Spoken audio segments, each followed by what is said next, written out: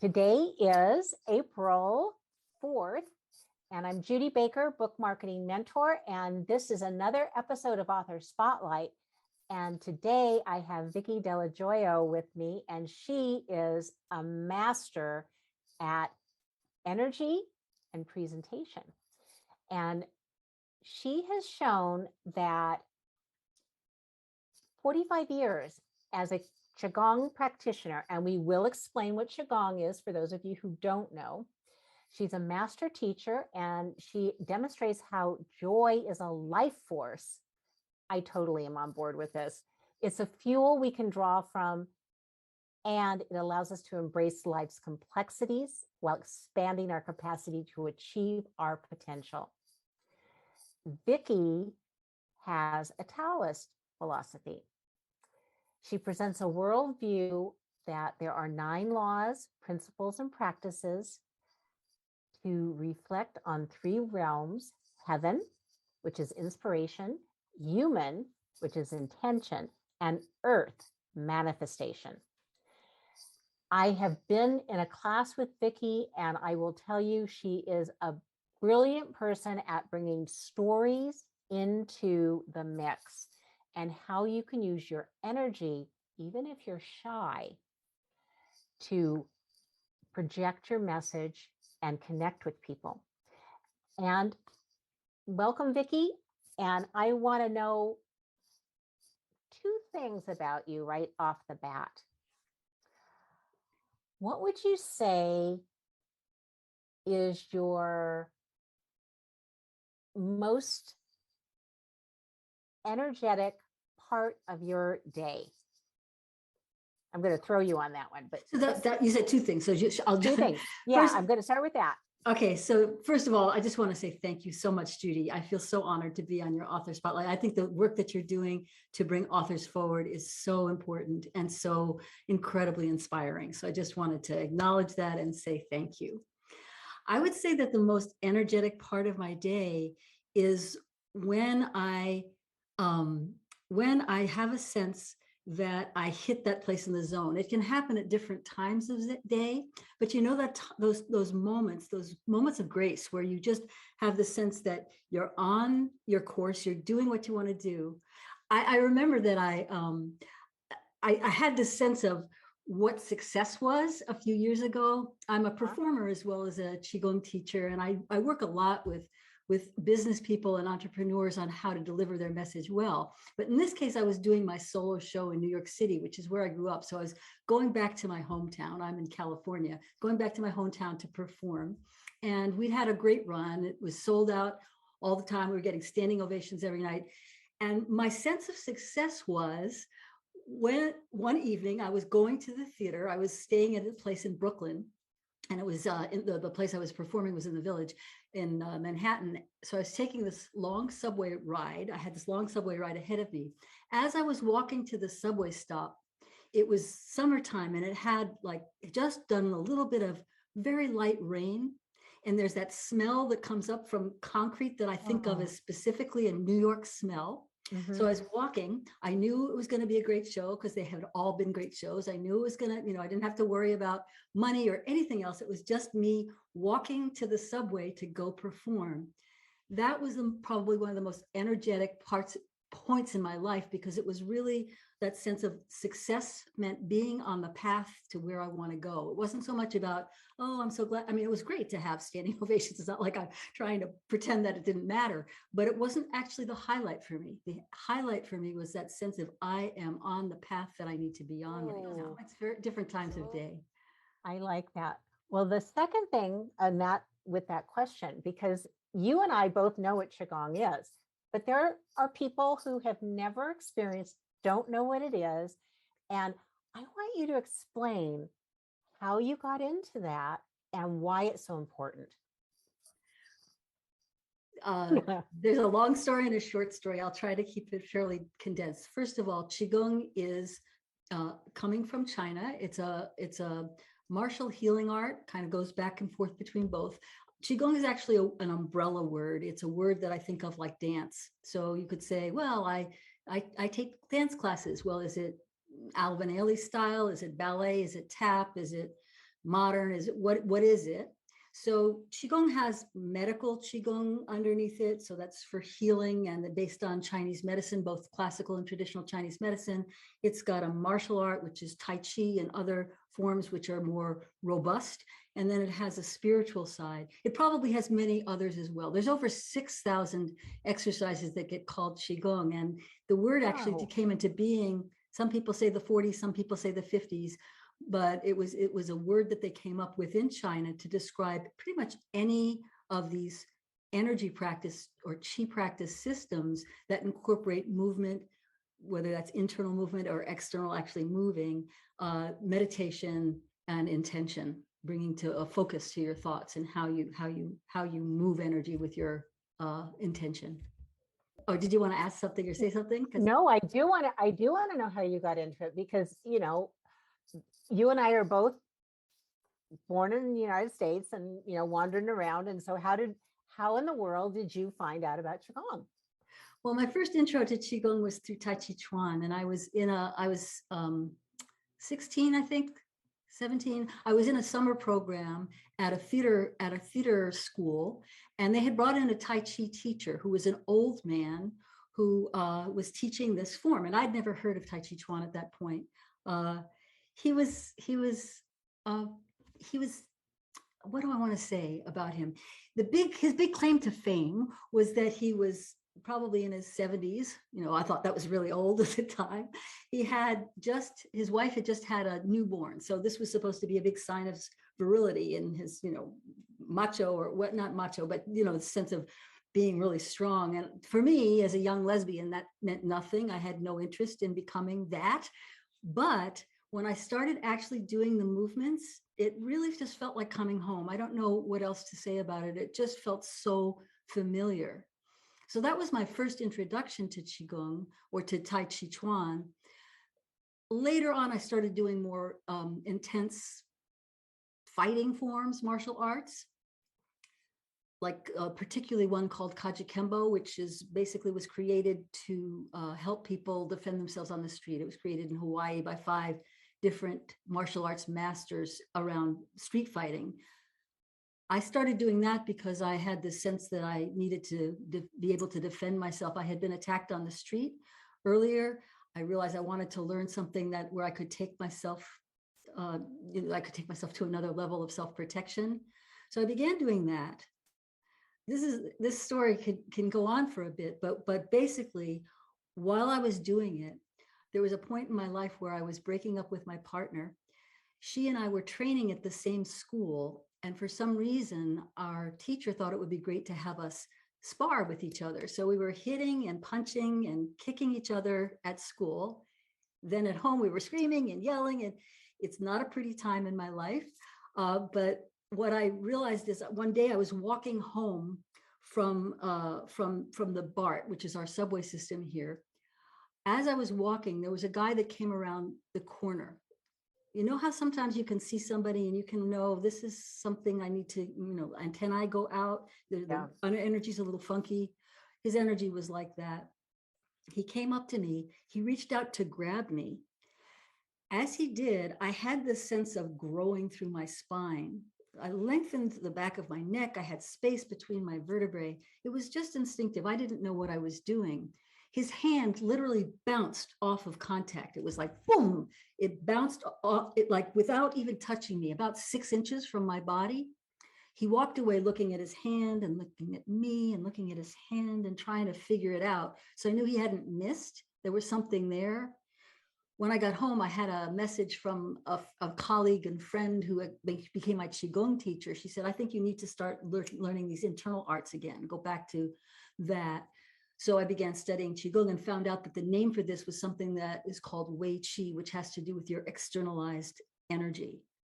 This becomes very important, not just in terms of self-defense or even how we maybe want to carry ourselves in the world, but it's really important when we start to think that there's energy that's coming from us, that's a real palpable thing. This guy didn't know from it. I didn't know from it, yet he bounced, and he literally bounced. And he could have reached me very easily. that this is something that's really important for people who are speakers, who are business people. I began to think about what is the energy that allow you to break through a bunch of bricks or a board with your hand. What if we could take that energy and apply it in our business in terms of how we communicate, whether we're with clients or referral partners or colleagues, or whether we're making sales, whatever it might be. What if, or just in terms of organizing our business life, what does our business look like? How do we create it? What if we took that kind of energy and applied it in that way? What if we can combine the two? So that was a big motivator for me in terms of how I bring Qigong into the world that I work with now. I work with people all over, from artists to lawyers and business people, to writers, to people who are just looking to feel better in their bodies. So, and the thing that all of these people have in common is that they all have begun to recognize that it's your energy that you bring to everything that you do that matters the most. I'm sitting here because my mind is racing, and you made me remember one of my theater instructors, because I studied theater in college. We did Tai Chi, and we did balance work on it wasn't a Bosu ball, but it was a balance board. And as I'm doing TRX now, and I'm doing Pilates, and I'm going, oh, all of that is there. And what you said is so spot on. I do a regular practice with acupressure. I've worked with an acupressure person. She's certified. I worked with her for years, and we even do distance sessions. So we're doing it over Zoom. And I know some of you out there are going, what? What are you talking about? But our energy can be transmitted in so many different ways that when you get tuned into it, then it makes sense. But until you start feeling it, it doesn't resonate yet. Yeah, it sounds a little woo-woo, right? Well, it does, but everything you said, I'm going, I get it. I could picture you in that situation. I've been in that situation where I said, okay, I need to, bring everything. And once I do that, there's also this sense of calm. Yes. That doesn't show up when you're scattered. So it's both projecting out, but it's also centering. So yes. I really appreciate what you said. It makes so important sense. Well, there's that thing about, I don't know if this is actually real, but the butterfly across the ocean can be the start of a hurricane in another part of the world. Yeah. Have you heard that? I've heard that. Yeah. I don't know if that's actually science or just a wonderful story that I love. But I do know that I had a teacher who once said that if we can know that when they cut down the trees in the Amazon, that's going to impact us here. In the same way, we can think about if we're working on energetic field here, that can actually impact what's happening in the Amazon or other parts of the world. I think that there's something to this. I teach my Qigong class that I'm teaching now on Zoom since the pandemic. I call Living in the Qi Field. Because what I find is that when people actually start to do these practices in a group, they access a bigger resource than they do just on their own. Not that working on your own or having your own practice isn't critical. It's very, very, very useful. But to have that sense that, and the people are all, in Europe, in Mexico, in Canada, across the country. So it's not like it's all people in my area. But there's a sense that as we're moving this together, there's a rising that feels almost like being fed from the bottom up. So for me, it's become very, very real. And I have to say that one of the things I often talk about is how I grew up in New York City, very, very practical. What you see is what you get, kind of like there's no woo-woo.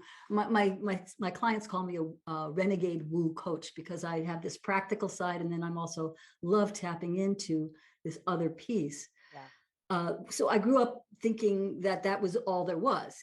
When I moved to California, I was really afraid I'd become one of those, people whose feet don't touch the ground, who's sort of walking, in the air. Exactly. Yes, Exactly. like me. So I became my own worst fear, right? Now, this is what I teach. This is what I not only believe, but have just seen so much evidence. I mean, the story about Wei Qi, I have many of them, of how I have seen, used, watched my students use this energy field very intentionally with incredible results. Well, you and I both know this. Being performers, there's a difference between rehearsing in a room by yourself and then the energy that happens when you're in front of an audience. And that is so different. And Zoom is, it's tricky doing this on Zoom. I will say that it's still, I still have a little struggle with it, but I've gotten better. But there's an exchange, and that, publishing, it's an exchange of ideas.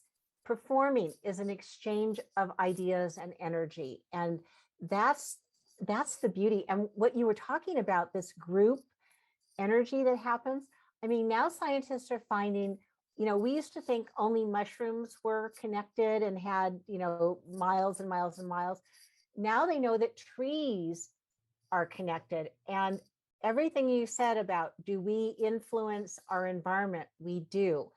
If, well, we've seen it. We've seen it with what happened politically in the last year, that when there's a feed of angry and upset, it tends to grow.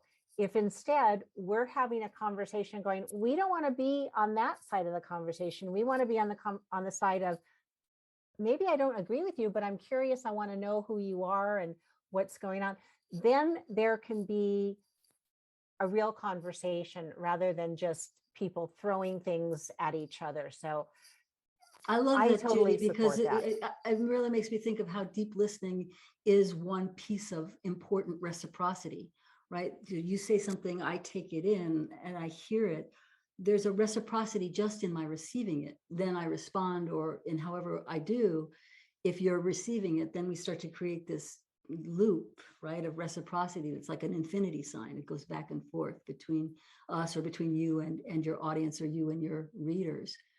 You also, as authors, we never really know who we're hitting and how, but there is that sense, I think, that when we put it out there, there's a vision that it's going to be helping. People often say, if I can help one person, but it may be hundreds, thousands, millions of people. Well, I had this absolutely. incredible experience where somebody reached out to me because she had read The Way of Joy. I think she found me on Facebook or something like that. Mhm. She's somebody who has started this incredible school for Dalit girls in India, Dalit called untouchables. So they're the poorest caste in India.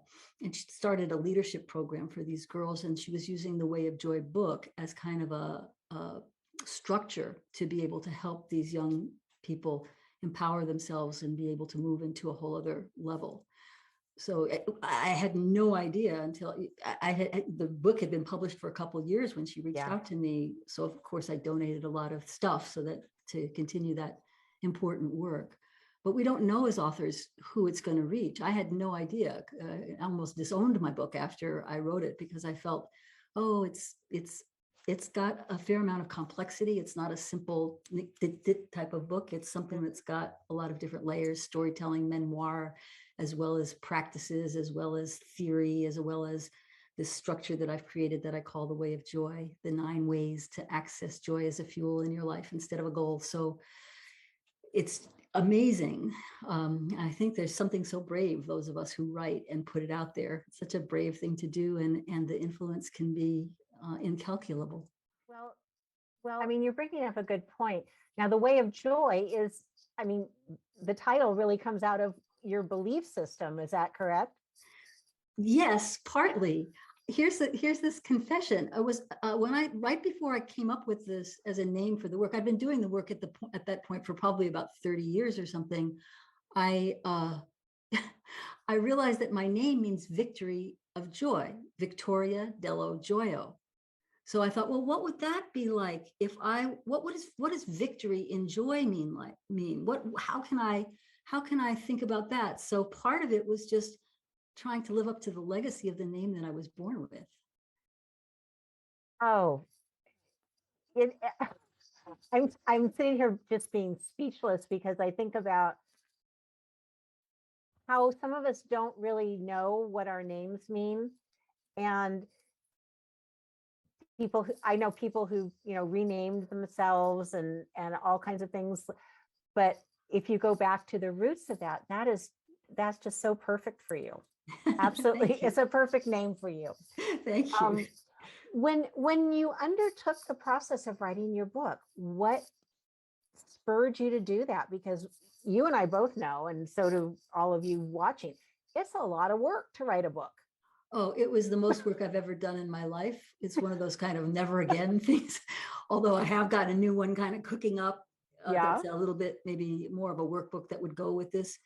Ooh, yeah. I had been teaching for about, I don't know, I'd been teaching for a long time. Yeah. I was starting to do something that my students nicknamed Dharma Talks. I often follow the lead of my students. I don't tend to get, this I'm the Dharma, but I started doing these talks on these different themes. The themes like how do circles become spirals? What does that mean in our life when we're kind of repeating patterns? How do we break through? Or what is it?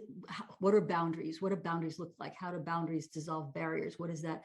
So there's these different concepts that I was coming up with that I was talking about and having dialogue, and the students it wasn't like me just expounding. I would talk about something for a while and then we'd have dialogue about it. Mm-hmm. At some point, one of my students said, you really need to write a book about this. I sort of like, nah, I'm not a writer, but it did keep calling me. I actually ended up closing my school. I had a school at that point with a lot of different classes. I closed the school or hired people to teach my classes, went to the country, borrowed money, went to the country to write my book. 3 months into it, it was like, it's all coming through. I was in what's called the heaven realm. Everything is possible. It's the place of full potential. Everything was great. Then I get a call from my uncle, who was like a father to me, very, very beautiful man, that he had end stage lung cancer. My mother and I flew back to be with him during his last days. And I was there sort of almost like a doula during his final weeks. Then I got back. One of my senior students was diagnosed with end-stage lung cancer, plus, and she was the mother of my goddaughter, who was 7 at the time, plus my mom was diagnosed with double breast cancer.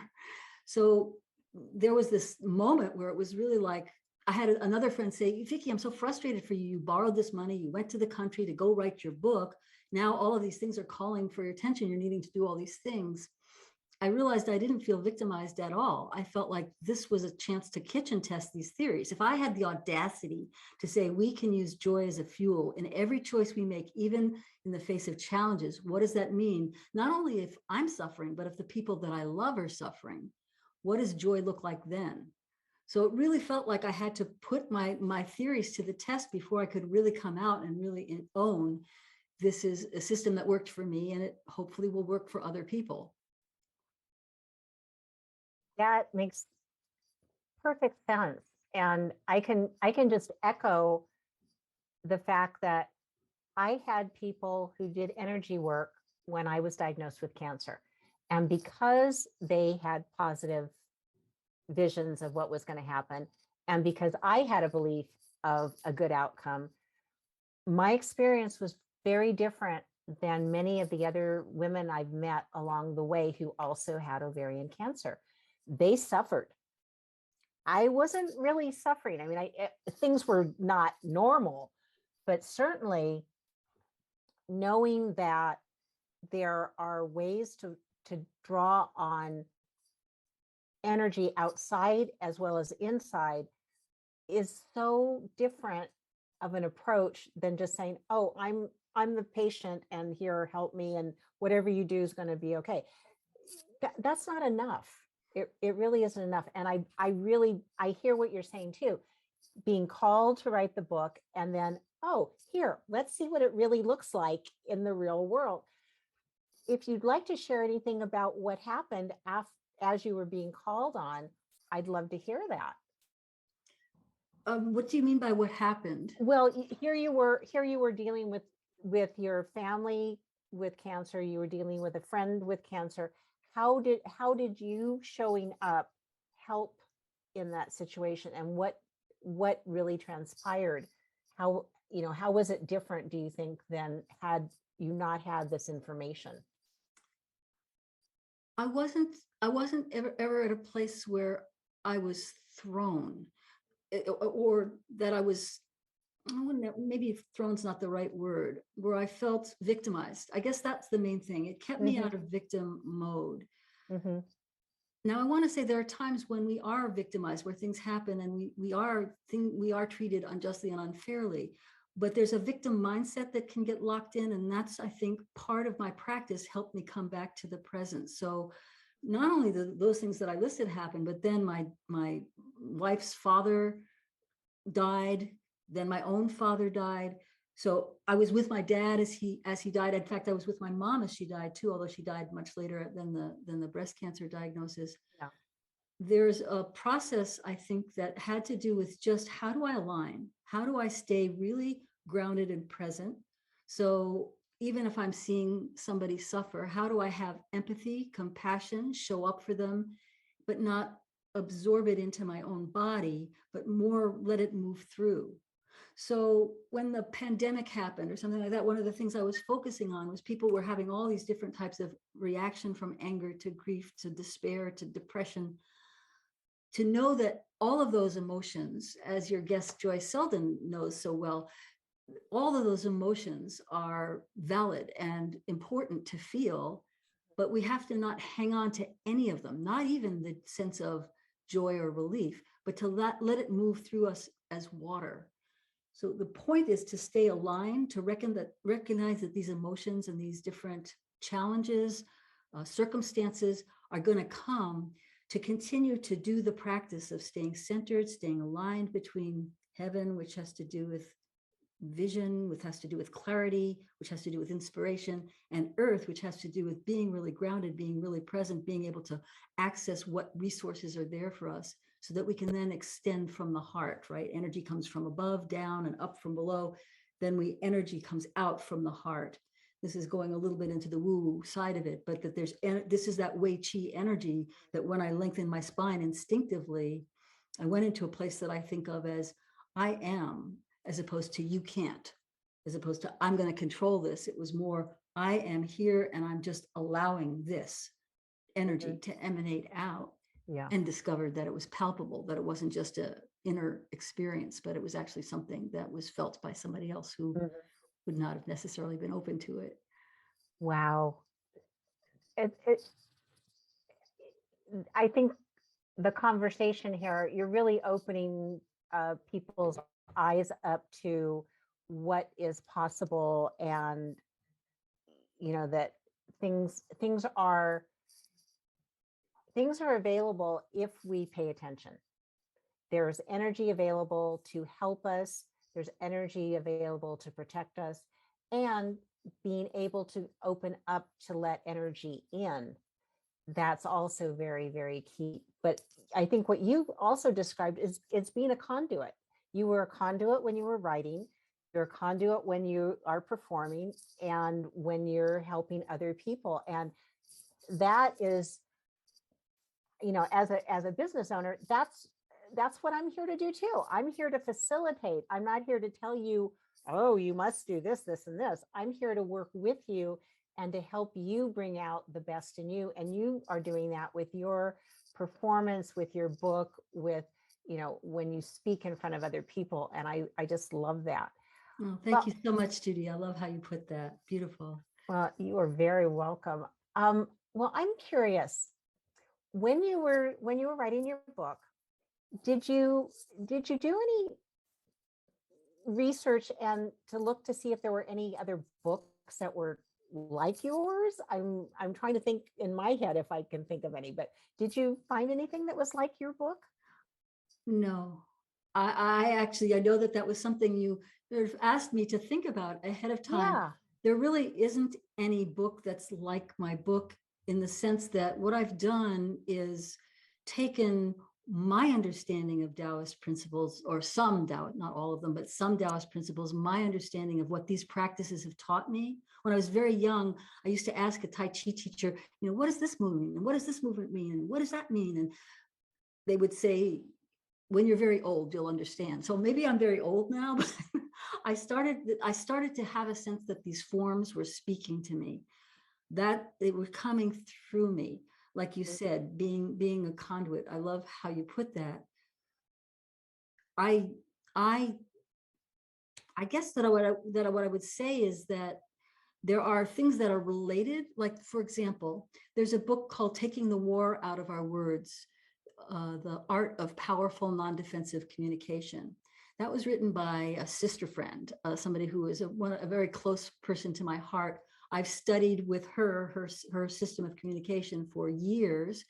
It's a life practice in the same way that the Way of Joy is, because what she's done is she's taken the idea of being centered, grounded, open-hearted, and yet having boundaries, and looking at what boundaries are, which is a whole other conversation, and put it into language. How do we dismantle basically a war attitude? Whenever we get defensive, we go into different war types of responses where we're sabotaging ourselves, or we're defending ourselves, or we're trying to prove something, or prove the other person's wrong, or what happens when we get defensive. That for me is the language of Wei Qi. It's the language of I am, as opposed to you can't, like I said earlier. So that would be one book that it's not, I mean, we quote each other in our books, but it's not the same material, but it's related in terms of this concept of how do we emanate from our best self, or how do we emanate our heart energy in a way that is not just sort of woo-woo and not just about love everybody or spiritual bypassing, really about how do we ground ourselves in the authenticity of who we are, go back to that place of centering, like you were talking about earlier, and then move from there. So that was the language for it. There's a lot of Qigong books. So if people are interested in Qigong, particularly for medical Qigong is the most popular Qigong here in this country. There's Roger Yanka, Ken Cohen, Daisy Lee. There's a lot of teachers out there that have written books, or that are teachers that I would highly recommend. But I don't know anyone who's sort of done this. And then I took these concepts of heaven, human, and earth, inspiration, love and joy, grounding and empowerment, and broke those down into 3 different triads, which I'm not going to get into the complexity right now, but that have to do with these different themes. Like I said, circles open into spirals, or boundaries dissolve barriers, or how do we embrace wholeness? There's different practices that we can do that help explore that in our lives. So it's really my own take.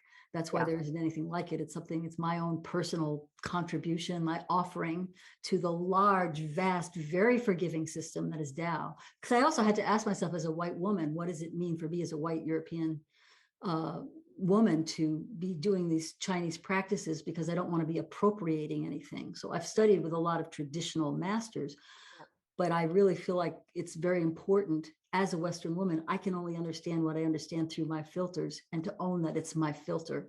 I'm not trying to pretend I'm carrying forward a lineage. I don't have that capacity, but I do have the capacity to create something from what I've learned, how the practice has taught me.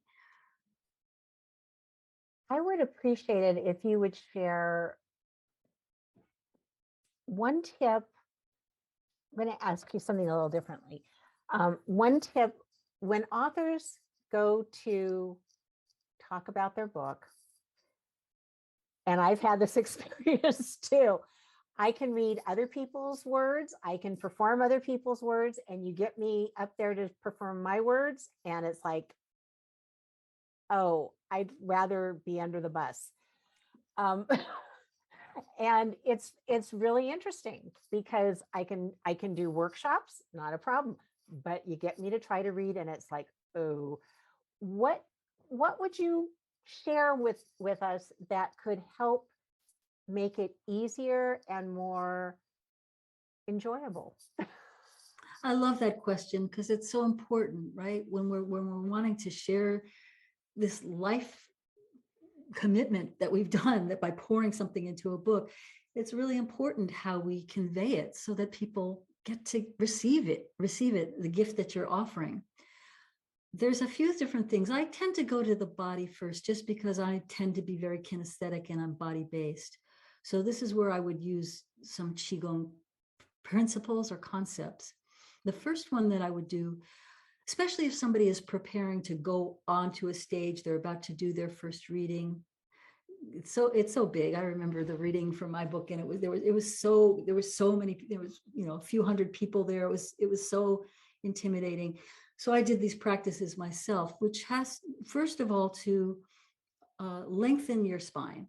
This is going to sounds so obvious, but we know that good posture is good, right? We know that we want to stand tall and all that. But when we lengthen our spine, we actually start to open up pathways that help to clear out that brain fog that comes with when we're feeling intimidated or scared or stage fright or shy. So to have a sense that I'm lengthening, because when we're scared, we tend to hunker down, right? We tend to compress our spine. So you want to lengthen your spine. Energy actually moves between the bones of your spine through your vertebrae, around your vertebrae. So that allows you then to be able to speak from a place of more centered. When we open this way, open the crown, and then focus on our feet on the ground and really realize we have feet on the ground. Sometimes I'll have people stomp around before they go on stage, just stomp their feet so that they remember that there's something grounding there that they can do. The next thing is, so the most important thing is to open up where the gut clenches, right? The gut clenches when we're scared or shy, or we don't quite know how to convey what we want to convey. Another easy trick is to just place your hands on your heart before you go on stage, and just take a moment to focus in on why you wrote that book, what it was that compelled you to help other business owners. If you're a business, you've written a business owner manual, or if you have whatever it is that you're sharing and teaching, what is that reason why? And then to circle your hands over your heart 3 to 9 times. I recommend 9 times in each direction, so that till you start to feel that your chest feels a little warmer from your hands. That's going to also help relax the heart, right? Because the heart is the center of impatience and a sense of also a sense of not connecting, right? When we're scared like that, we're not connecting. So we want to soften that so that we can remember that what we're doing is about the people that we're wanting to serve. It's not about how people will perceive me or what their analysis is going to be of what I read from my book. It's not about that. It's about, here's what I want you to know. For example, in my case, I want you to know that joy is an endless resource that you can access anytime, and it's your birthright. It's something you're born with, right? Every baby has joy. So if that was what I'm doing, I'm talking to you about that. I'm not trying to prove anything about me. So that's a second thing that you can do. A third thing that you can do is, some people do that power pose, doing something physical. Yeah, right? Yeah. Something physical. Stamping your feet is really good for grounding. The other thing I like to do is called the shower, where you're just taking your hands up and then bringing energy down through the top of your head. You're even smiling and nodding. This is in probably every Qigong system I've ever studied over the last 50 years. You're going to just draw the sense of the sense that you're not alone, that there's something bigger guiding you. It's a sense of like, who are your angels, your spirit guides, God, Goddess, higher power, however you think about that. Or even if you don't have a sense of spirituality, as though you're up in the cosmos looking down at your life here, which is so small, right? We're little ants when we're up in that cosmic place. To be able to have that sense of perspective, so that when we're coming here, then it's not personal. It's about the message. It's about, what are you offering? What are you giving to people? Oh, I just been feeling so happy, because I know too, when you're talking about lengthening your spine, you're also opening up your diaphragm so that your voice can come out. And you're right, absolutely right. When we're scared, we go like, we pull in. And then of course, if you've ever been frightened, that's the first thing that happens. Your breath is gone. Right. So you're giving us some nice kind of flowy ways to, feel connected. Yes. And the breath is, like you say, the breath is the essence, right? The breath is your life. That is you coming forward. Your breath is your voice. Also, it's your breath of what coming forward. So yes, exactly. Absolutely. When we lengthen, we open the diaphragm, and we are able to have oxygenate our whole system. Oh, I love it. Well, I think you really described how you've been using your book, and your book came out of questions that your students asked. If we were to help you reach the people you want to connect with, how could we do that?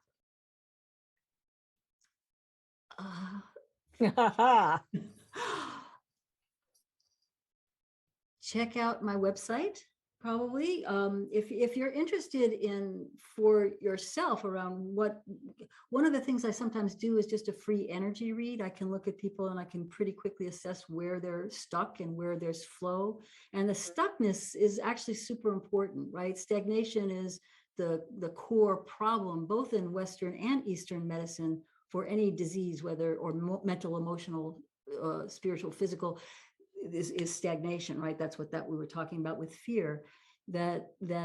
So if people want to ask me for a quick read, go to yourpowerpresence.com. Or if you're looking at what are some stories that I can tell that will help convey my book quickly, so that people, because I work a lot with speakers and I work a lot with people who are in front of an audience, and one of the main mistakes people make is either that there's too much detail, they go on and it's almost like they get lost in the weeds, or it's not enough detail, it's so dry that it's like reciting a resume or a CV, and you lose people that way. So finding out what are the details that matter and what doesn't, what helps you paint the picture, so that when you're speaking, people can go into the movie of what you're talking about, not just hear the information. So it's not data flowing one way that is unilateral, but there's that reciprocity that we're talking about that happens when we tell stories in such a way that evoke empathy and connection. So this is the work that I do a lot in the world. And if you want to hear more or find out more about how I could support you, particularly those of you who are authors, yourpowerpresence.com.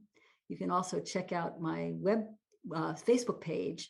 That's Energy Matters Most. If you do a search for Energy Matters Most, you'll find my Energy Matters page, where we have a whole lot of people who are doing different exchanges about what moves your energy and how do you do it, because of course there's myriad of ways and they're all valuable.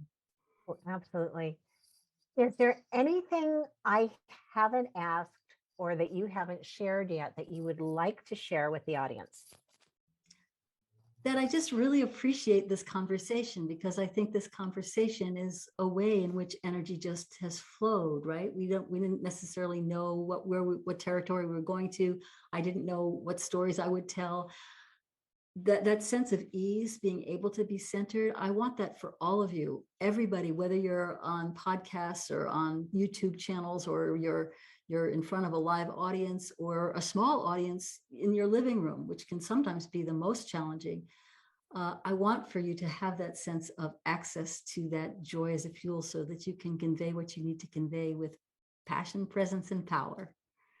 Oh, Vicki, you have been just a delight. And I am so happy that, we've gotten to know each other, and I'm looking forward to doing more with you, because I really do believe you've been able to blend the physical practice with being on stage, having that presence, and being so willing to share that with other people. That makes me very happy.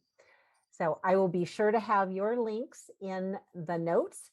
And with that, I appreciate having another episode of Author Spotlight, this one with Vicki.